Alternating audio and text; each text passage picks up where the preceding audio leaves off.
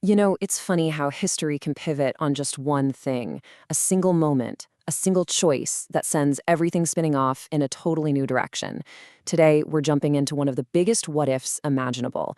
We're going to rewind the clock and change one crucial event from the 19th century just to see what happens.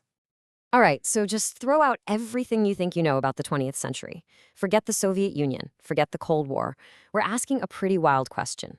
What if the very first communist state wasn't Russia, this sprawling, semi-feudal empire, but was actually the industrial engine of the world, Victorian England? Now, to really get why this is such a massive deal, we have to go back to the source himself, Karl Marx. See, his original plan, his blueprint for revolution, it didn't point to Russia at all. He was looking somewhere completely different.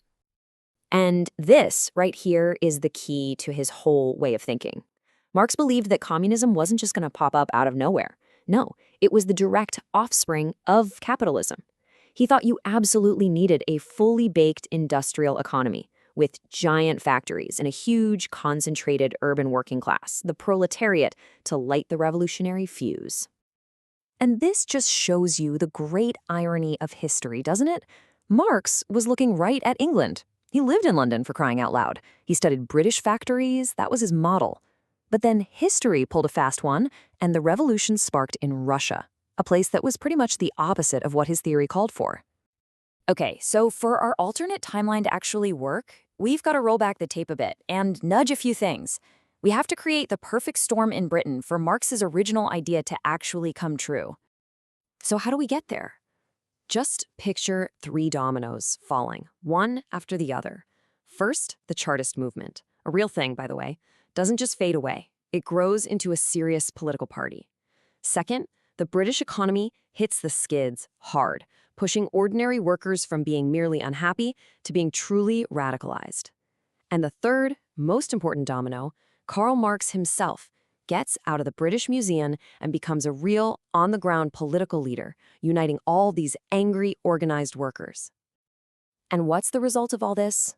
A flashpoint. Instead of a slow, gradual change, you get a full-on revolution.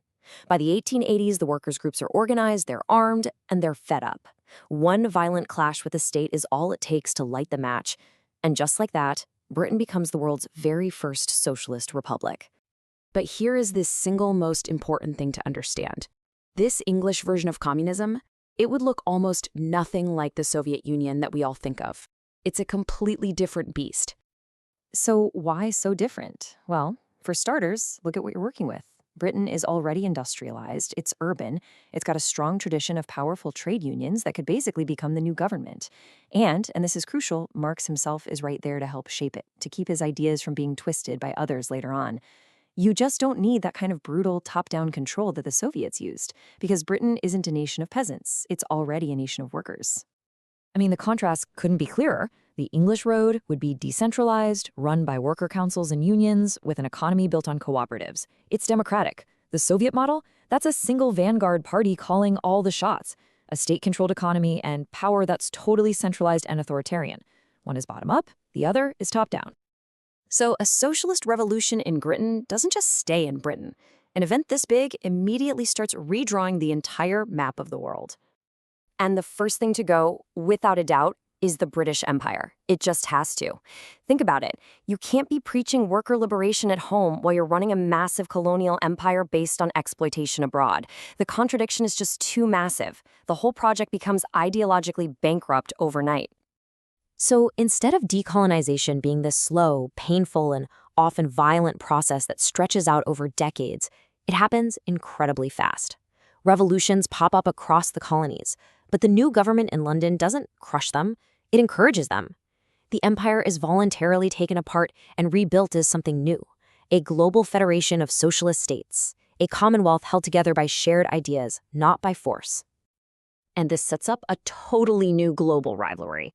Forget America versus the Soviet Union. The main event of the 20th century is now the British Socialist Commonwealth versus Imperial Germany. Germany, with its powerful industry and old-school monarchy, becomes the self-appointed defender of capitalism and the old ways against this new socialist tide spreading out from London. Okay, and this is where the consequences of this one little change get, well, truly staggering. Because in this new world order, several of the 20th century's worst horrors, they just get erased from the timeline. For starters, with a successful and much more democratic socialist model already thriving in Britain, the desperate conditions that led to the Bolshevik Revolution in Russia just don't happen. Lenin? He ends up as a footnote, an interesting radical thinker, but that's it. And, of course, if there's no Bolshevik Revolution, there's no Soviet Union for Joseph Stalin to take over. His brutal rise to power and all the unimaginable terror that followed is just completely cut off. It never happens. Think about what fascism grew out of in our timeline: the trauma of World War I and the intense fear of Soviet communism. Well, in this world, World War I is a completely different conflict, and the communism everyone is looking at is the British model. It's a rival, sure, but it's not a terrifying alien threat. The fertile ground that fascism needed to grow, it's just not there. And that leads us to the most profound change of all. Without the horrors of our World War I, and without the rise of fascism, the Nazi Party never gains power in Germany. Adolf Hitler lives and dies as a nobody. The Holocaust never happens. So let's just step back for a second and look at the world we've created. When you put our 20th century next to this alternate one, wow, the differences are just unbelievable. In this timeline, the century's great struggle is a debate over economics, not a Cold War with nuclear weapons pointed at everyone's heads. Technology probably develops differently, with more focus on social needs and maybe even green energy, instead of a relentless arms race. And the very word socialism isn't a dirty word. It's not tied to totalitarianism. It's associated with the democratic British model. And you would almost certainly see a major economic difference. In a world with powerful worker cooperatives, stronger social safety nets, and a much earlier end to colonialism, it's very likely that global inequality would be way, way lower than it is in our world today. So what we're left with is this incredible picture of a world that avoided Stalin, Hitler, and the constant threat of nuclear war. A world that's possibly more equal, where colonialism ended much sooner. Sounds pretty good, right? But it's also a world that was born from a violent revolution, and it was defined by a completely different kind of global conflict.